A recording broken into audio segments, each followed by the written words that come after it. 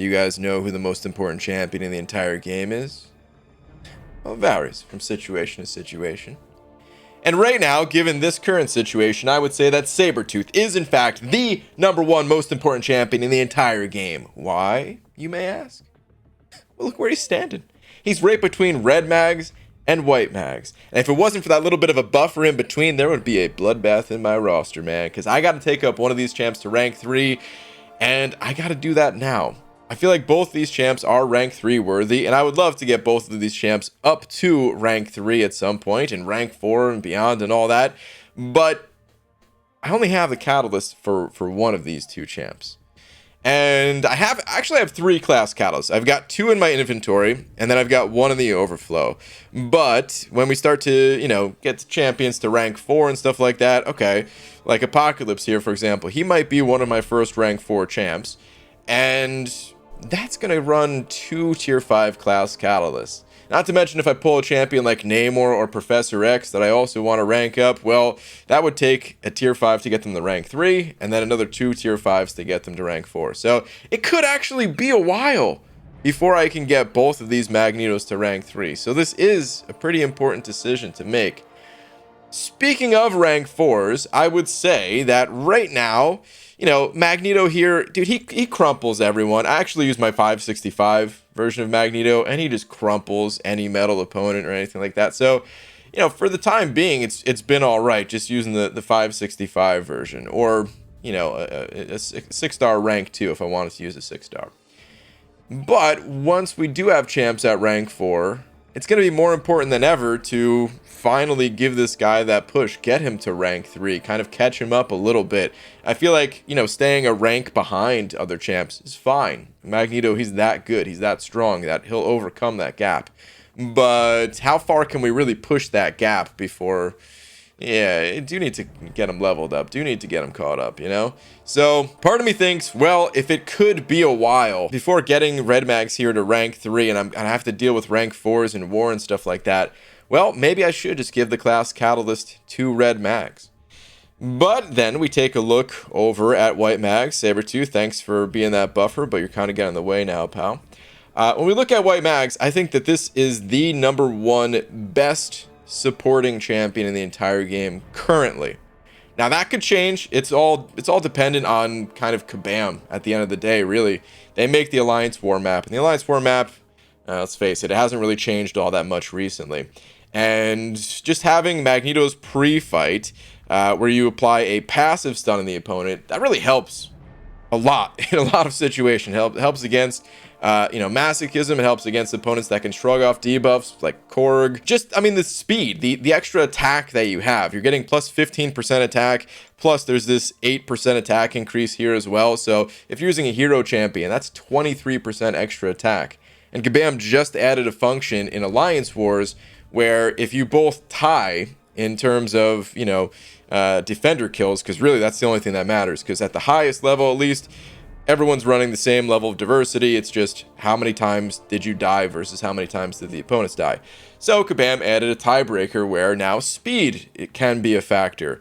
And 23% attack in one champion, that's pretty good. That's a lot of added speed here. He doesn't need to be ranked up for any of these supportive things. But because he's such a good supporting champion, at least for the time being, until maybe Kabam makes some changes and then suddenly we're throwing in other supporting champions more frequently, while he's still the #1 support champion, he's on my team just as much as any other champion that I use.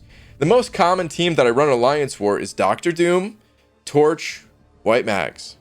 That's the most common team, and it definitely changes from war to war. Sometimes I'm bringing in Sorcerer Supreme or Warlock or whoever, but these are my 3 most commonly brought champions to war.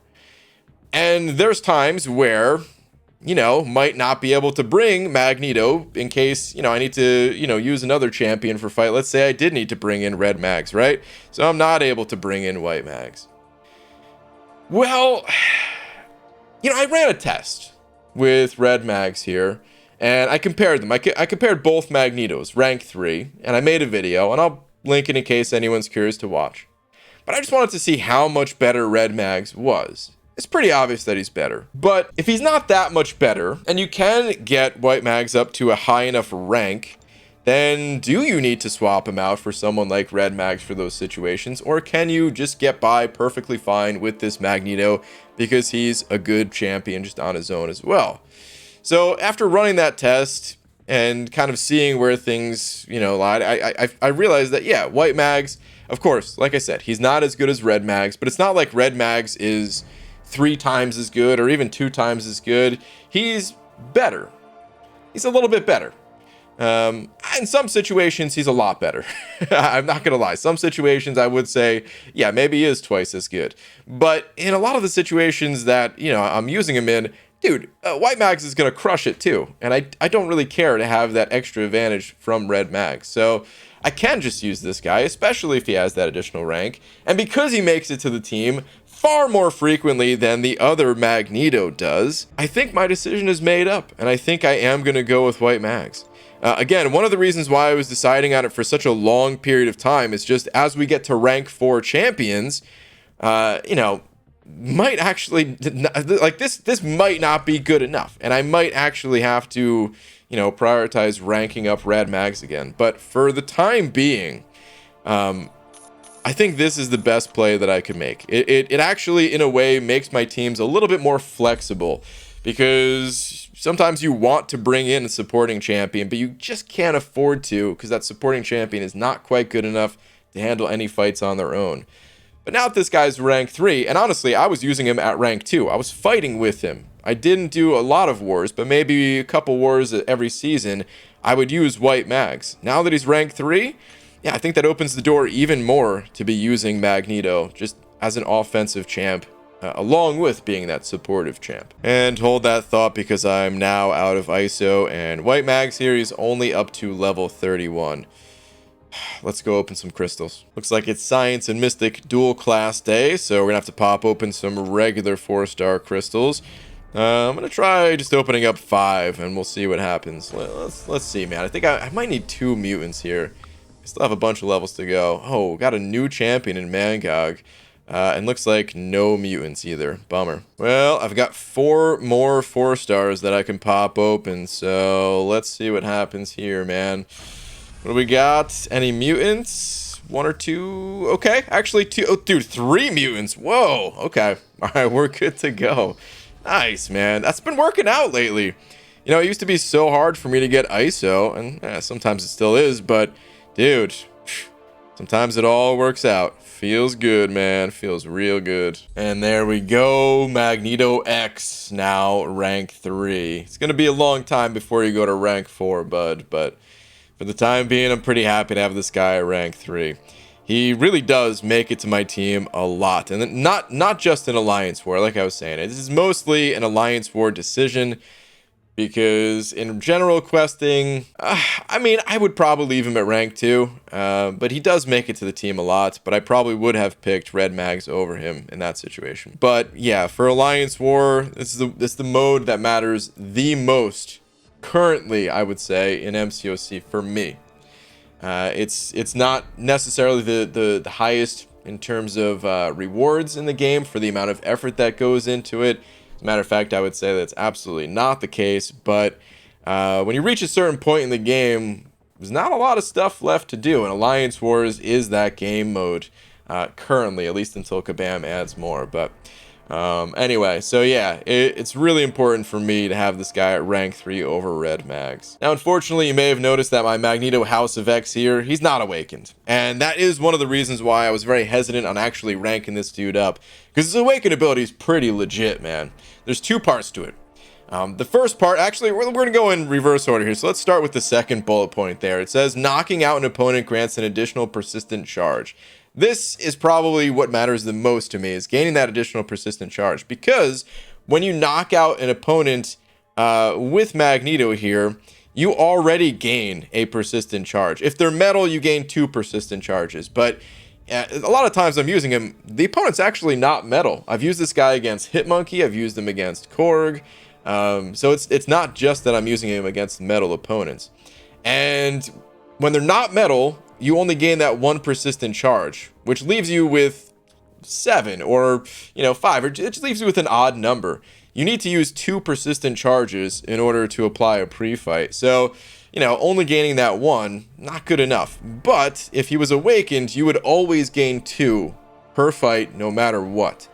And honestly, man, there's been situations where I really wish that I had just 1 extra pre-fight to use on Magneto here. So I wish that he was awakened for that ability to have that additional pre-fight. But hey, he's not awakened. In most wars, I'd say it's all right. Having 3 is still pretty good. The second part to his awakened ability, this actually makes Magneto just stronger as a a champion. Just himself.